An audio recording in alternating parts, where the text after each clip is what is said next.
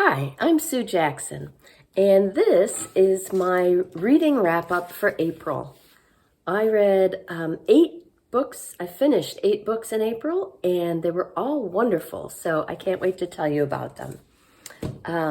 First of all, and best, I read A Gentleman in Moscow by Amor Towles for one of my book groups. Now, my book group rated this book an unprecedented 9.6 out of 10. I myself gave it a 10. It was universally loved, which never happens in book group. It begins in 1922 in Moscow, when Count Alexander Rostov goes before a Bolshevik tribunal. Rostov is a poet, and he is deemed by the tribunal to be an unrepentant aristocrat. But if they kill him, the way they have many other so-called revolutionaries, then they're afraid because of his fame and his poetry, he'll become a martyr. So instead, he is sentenced to life spent under house arrest at this grand hotel in the center of Moscow called the Metropole. Now, Alexander's been living at the Metropole in a luxury suite, but now he's moved up to a tiny room in the attic. So as you can imagine, his first year there is a struggle. Rostov, is used to eating at the best restaurants, going to the theater and the ballet, traveling. So this is a very different life for him. But during that first year, he meets a 9-year-old girl named Nina. And Nina introduces him to a whole new world behind the scenes at the hotel. And with that start, Rostov ends up developing a wonderful life for himself within the confines of the hotel. So you might think it would be depressing. The novel covers decades of his life spent within this one place. But Rostov himself is resilient and upbeat, and the novel really focuses on the positive. The friends that he makes while he's there, the life he carves out for himself within this limited space. It's beautifully written, it's uplifting, it's also very funny. I did cry twice, but I also laughed a lot. It's just a great all-around book. I still have not returned my copy to the library because I have so many quotes tagged in here that I want to write down in my quote journal. So that is highly recommended. A Gentleman in Moscow by Amor Towles. Next up, I read a much smaller book, the classic novella Breakfast at Tiffanys by Truman Capote. Now, I had seen the movie adaptation of this many years ago, so I didn't remember very much. And this is the first thing I've ever read by Capote. So I was glad to be able to read this. So if you're not familiar with the story, it's about a young woman named Holly Golightly in post-World War II New York. The whole novel is narrated by an unnamed narrator, a man who lives in the apartment above Holly's in a brownstone in the East 70s in New York. And Holly is well known in New York at the time. She is glamorous and charming, and she puts on these elaborate parties on a shoestring in her little apartment, much to the annoyance of her neighbors. And she's known for dating older, wealthy men. So as the story goes on, the narrator, and hence the reader, very slowly get to know Holly and what's actually behind that charming, outside exterior of her, because her background is a complete mystery to the world. And so that very slowly comes out. It's a wonderful story. I really enjoyed the novella.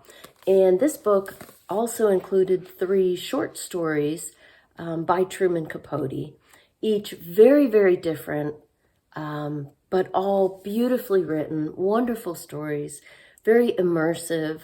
I really loved the way he writes, and I want to read more. My next book was Drums, Girls, and Dangerous Pie, a middle grade novel by Jordan Sonnenblick. This novel blew me away. I read it during a short beach trip, and I couldn't put it down. It's amazing. 13-year-old Stephen is living a pretty ordinary middle school life. He's a fairly good student, but his real passion is playing the drums, and he's very good at it. Stephen is one of only 2 8th graders that's been chosen for the all-city high school jazz band. So drumming is a huge part of his life. There's also a girl he's got a crush on who doesn't know he exists. Yeah, typical middle school stuff. And Stephen has a little brother who is adorable but annoying, named Jeffrey. Now, Stephen and his whole family's world just is turned upside down this fall of 8th grade when they find out that Jeffrey has cancer. His mother spends every moment by Jeffrey's side in hospitals, traveling to a city to take him to the hospital and to see the specialists. Stephen's father has gone completely mute at home. He barely even looks at Stephen. So Stephen feels all alone with this huge, horrible thing that's happening. So by this time, you're probably thinking, ugh, childhood cancer. That sounds really depressing. And of course, it is a sad book. I did cry twice, although there were happy tears at the end. But I also laughed a lot, and that's the surprising thing. This novel is also very, very funny. And Sonnenblick does a wonderful job of painting this picture of what this year is like for this family and for Stephen in particular. Ultimately, it's a very honest and uplifting portrait of a family going through difficult times and learning to lean on each other, and also getting help from their friends and the community and support. So highly, highly recommend it. It's a wonderful novel. I also loved another middle grade novel for teens. Well, really appropriate for older middle graders or younger teens. It's a graphic novel called Flamer by Mike Curato. So Flamer is about a 13-year-old boy named Aiden. And Aiden is spending a week during the summer at Boy Scout camp, a place that he normally loves. This summer, however, things are a bit more complicated. It's the summer between middle school and high school. Aiden's going to be starting at a new high school, a public high school. And he gets teased a lot and bullied, and he's afraid things are going to be even worse in the big public high school than they were in his Catholic middle school. In addition, Aiden is very self-conscious about his appearance. He's mixed race and he gets bullied about that. And he's worried that he might be gay, which is simply not acceptable in his Catholic upbringing. And here he is at Boy Scout camp, the place that is normally a safe haven for him. And this year, he can see that even the Boy Scouts are anti-gay. The novel takes place in the 90s. So Aiden is really struggling this summer, feeling caught, trying to figure out who he is and what's going to come next in his life. The graphic novel is done with all black and white drawings. The only color is red and orange from fire, which is a very stunning look. So this is a very poignant story about friendship, identity, and acceptance. And I finished the month out with a nonfiction book, Nature's Best Hope, a new approach to conservation that starts in your yard, by Douglas Tallamy.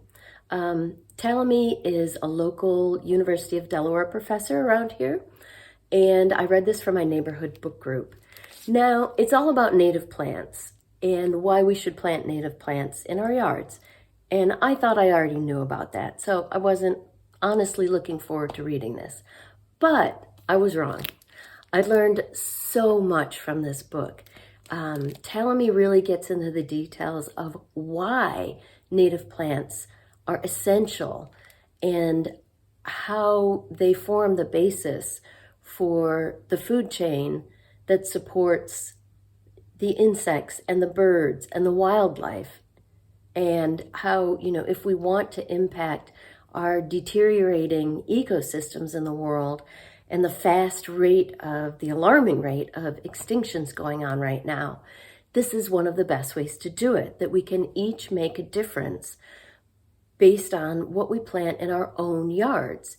Even if your yard is just a little tiny postage stamp yard in the middle of a city. It's a fascinating book. I learned a lot. We had a great discussion about the book, about our yards, and tomorrow we go and pick up a rather large order of native plants that I placed with our local nature center's annual native plant sale. So my husband's not too excited about that because of the work involved, but I'm really looking forward to improving our yard and helping the wildlife. Okay, I took a little break there. Today is my father-in-law's 96th birthday, and so I had to rush out the door to meet my husband so that we could help him celebrate. We had a nice picnic at a local park, and he really enjoys being outdoors and enjoyed some Popeyes and cupcakes. So hopefully I don't have any frosting on my mouth, and I'll finish up my monthly summary. Finally, last month, I listened to 3 audiobooks, and the first one was One Way or Another by Kara McDowell. This is a YA novel, and I really enjoyed it. So it's about 17-year-old Paige, who suffers from extreme anxiety. And she also has a crush on her best friend Fitz, but he's always dating someone else. So this Christmas, Paige has a decision to make. She's been invited by Fitz up to his family's mountain cabin for a Christmas worthy of the Hallmark holiday movies that she loves to watch. But she's also been invited to go to New York City with her mother. Her mom won this trip, and it's basically Paige's dream trip of a lifetime. So Paige struggles with even minor decisions, so this one is just, she cannot figure out what to do. So she's talking it over with her friend while she walks through a store. She slips and falls and hits her head. And at that point, the novel splits into 2 separate storylines. On one path, Paige goes to the mountain cabin with Fitz and his family. And on the other path, she goes to New York City with her mom. What I loved about this novel, well, first of all, I love any novel that plays with time. Time travel, time shifting, alternate timelines. So this was right up my alley. But besides that, I liked that this novel was a lot of fun with the alternate timelines and the rom-com vibe to it. But it also deals with the very serious issue of Paige's anxiety. And the author deals with that in a very realistic, honest way. So I really enjoyed One Way or Another by Kara McDowell. I'm sorry, I keep messing that up. My second audiobook in April was Forest Dark by Nicole Krauss. Now, this was an interesting novel. It had 2 separate storylines, 2 separate narratives, which is very common in Krauss's novels. The first is about a 66-year-old man named Epstein. He's been a very wealthy and successful lawyer in New York City. But since he retired and lost his parents and went through a divorce, he's been acting a little different. His kids are worried about him. He's been giving away all his money. And as the novel opens, Epstein has traveled to Israel. He's staying at the Tel Aviv Hilton, and Epstein is looking for a way to honor his parents. He's hoping to find something in Israel that inspires him in a way that he can honor his parents' memory. Now, at the same time, there's a separate storyline, it's entirely separate, about a female novelist, also an American. She's got bad writer's block. Her other novels, or her first novel, were successful, but now she's really stuck. And so she also travels to Israel, stays at the Tel Aviv Hilton, where she has stayed every summer since she was a child. So the place holds special memories for her, and she's hoping it will inspire her and perhaps even be the setting for her next novel. So this novel is very complex. The two storylines are separate. They don't ever intersect. There are side stories about Kafka and King David. The focus here is on the characters' inner lives, although things do happen and there are even some unexpected plot twists. So some chapters I found really interesting and engaging, and other chapters I was just kind of bored with and moved a little slowly for me. So I kind of had mixed feelings. I mean, overall I liked it, didn't love it. My favorite of Krauss's novels is still one of her earliest novels, The History of Love, which I absolutely loved. So that's still my favorite.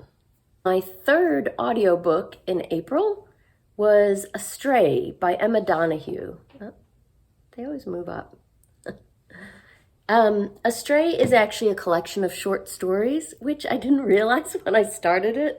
I had downloaded it a long time ago, and so didn't really know anything about it when I started it, but I ended up loving it. So Emma Donoghue has done something really unique here. She has taken real news stories from the 1700s to the early 1900s, tiny little nuggets of factual information that she found in the news that she then built a fictional story around, filled in information about the characters and what happened before and after, etc. So it's just fascinating how she first of all found these little nuggets of fascinating, obscure news stories. And then she's an excellent writer, so she builds wonderful stories around these.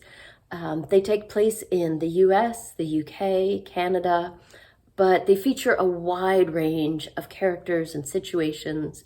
So everything from a famous elephant named Jumbo in the 1700s in London and his trainer, who are sold to P.T. Barnum, to a slave in Texas who runs away with his master's wife, to a pair of novice gold seekers who endure a very difficult winter in the Yukon during the gold rush.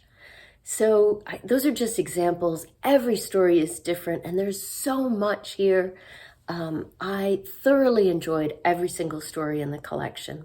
So that's Astray by Emma Donoghue. And that was my reading month in April. I had a really good reading month. What did you read in April, and what were your favorite books? Let me know in the comments down below.